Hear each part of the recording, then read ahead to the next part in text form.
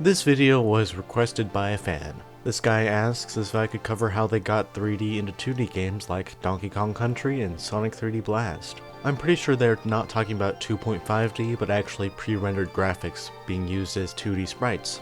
I'll be glad to talk about that. What are pre-rendered sprites? I'll explain. Basically, imagine it's the early 90s and this new CGI stuff is popular and you have a ton of computers that can do it. Well, what if you are a video game studio and don't feel like making a ton of 2D sprites? Well, what if you use one of those newfangled computers to make 2D photos of CGI and use those as the sprites? Well, that does sound easy, but it really wasn't. The game that pioneered this was Donkey Kong Country, made by Rare. The time and place was right to do it. The NES and prior consoles had no real advantage to doing this, but if you use the SNES with its 16-bit graphics, the sprites would be in more detail than ever before. So what exactly did they do? Rare designed Donkey Kong for a new audience, added like a tie and some other stuff and made him 3D. Then they came up with some ideas. They modeled, textured, rigged, and animated Donkey Kong, and then modeled his environment. Then they took the 3D model and rendered it as 2D sprites and animations. And these animations are impressive for early 90s CGI. What they did with these animations was even more impressive. They managed to compress them down to fit on the Super Nintendo and still managed to keep their detail, which was something that had not been done prior, or that I know of. And looking at the results, I think it paid off. The 3D really made the SNES look like a powerhouse compared to the Genesis, which had no real comparison at all at the time, and it was also really nice to look at, unlike the Game Boy version. Yeah, they made a Game Boy version and it did not turn out that good at all. Just don't play the Game Boy version. Basically, the point was to get 3D with 2D. And I'm really dumbing down the process because that would take hours to explain every little bit of detail. What really matters is that it was really hard to get images from SGI hardware to Super Nintendo. There were other games that used a similar technique. Rare made another game called Killer Instinct using the same technique as before, and it was used to look 3D before something like Virtua Fighter would come around and used real-time 3D. It is just as impressive as Donkey Kong Country, if not more impressive. Even Nintendo themselves used this technique in Kirby for some of the assets, and did Super Mario RPG to achieve a soft, rounded 3D look. And it worked really well, and it's still super nice to look at on the Super Nintendo. I prefer it over its remake, honestly. The Toy Story game used a similar technique using the models from the movie to make the sprites, and it worked really well for the Super Nintendo, and the 3D scrolling backgrounds help it to create an even better look. Even some Sega games tried it out, with Sonic 3 and K having it on the title screens, and it was quite clear that they used basic shapes and did not expand that much beyond that, but still, it looks nice. And then there's Sonic 3D Blast, made by Traveler's Tales, using an isometric top-down view to achieve a 3D look, and then adding the sprites using the techniques shown prior. The scrolling in 3D Blast was also a technical marvel, but it limited the speed of the game. Sonic 3D Blast used advanced techniques to imitate 3D on the Genesis, and it should be praised for that. But the most impressive thing that they did was getting an FMV video in the intro on a Sega Genesis cart. Using advanced compression techniques, they made it really nice. It's still an atrocity to look at and listen to, but it's still truly impressive to look at. It's just that it got released on the Sega Saturn as well, where that sort of thing wasn't impressive at all. The Saturn was more than capable of 3D and could easily handle highly detailed sprites like in Sakura Taisen. Vector Man on Genesis also used pre-rendered sprites, but it looks nice, but Vector Man's just kind of a bunch of circles. Crystal Dynamics tried out a mascot for 3DO, and they used pre-rendered sprites for their new game, Gex, and it looks decent.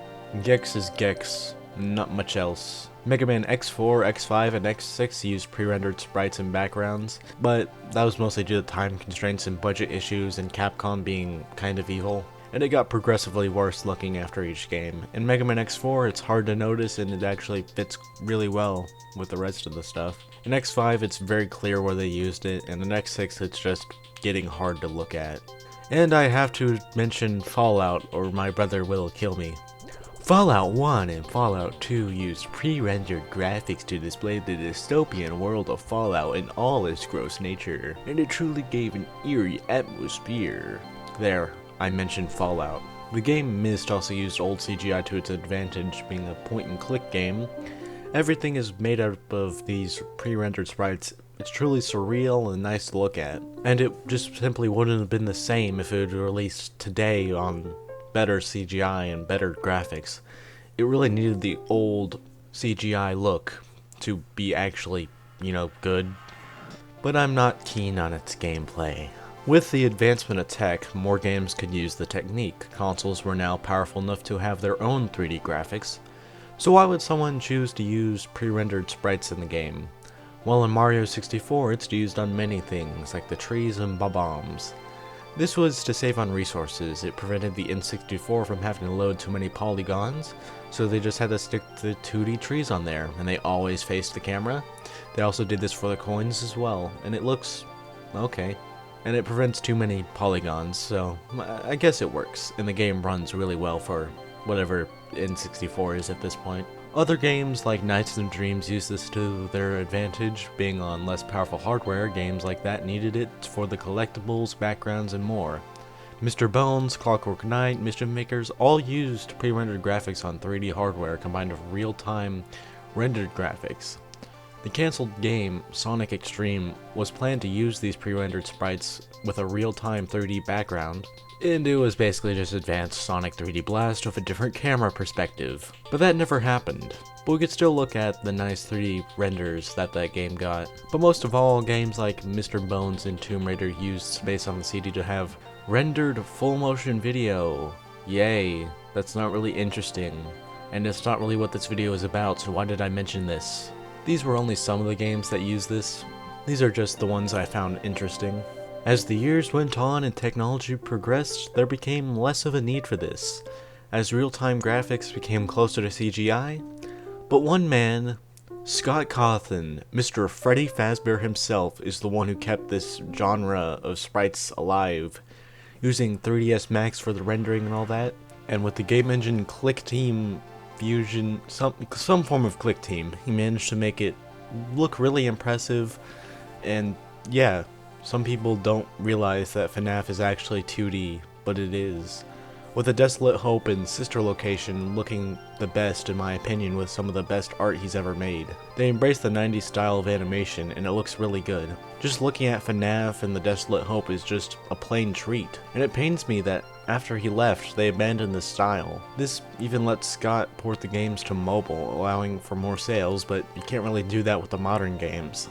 Scott Cawthon's art style is just really nice to look at, and I think he does blue and purple light combined with metallic sci-fi. Just the best out of anyone, really. Sister Location isn't that good to play, but it's a joy to look at. And the character designs are just pure genius. This one man deserves an entire video by himself. But this can still be done. Believe it or not, I am technically a game developer. I don't look like it, and I may have the lowest IQ ever, but I can develop things. Probably because my programming class forced me to. You just grab your 3D software of choice. Most people use Softimage 3D back then, but I'm special and we'll be using Bryce 3D. And it's time to do some pro gamer 3D modeling and some texturing, render it, begin editing the image, then slap it into your game, and bam, you have it. Doesn't this look wonderful? Well, that's the end of the video, and this one was a bit of a short one, but I hope it keeps my channel alive long enough for me to release the CGI or Beast Machines video. Remember that this is just a small aspect of CGI becoming more and more common, and that to get the bigger picture you must research more, and that is what the next CGI video is about. Thanks for watching, have a nice day.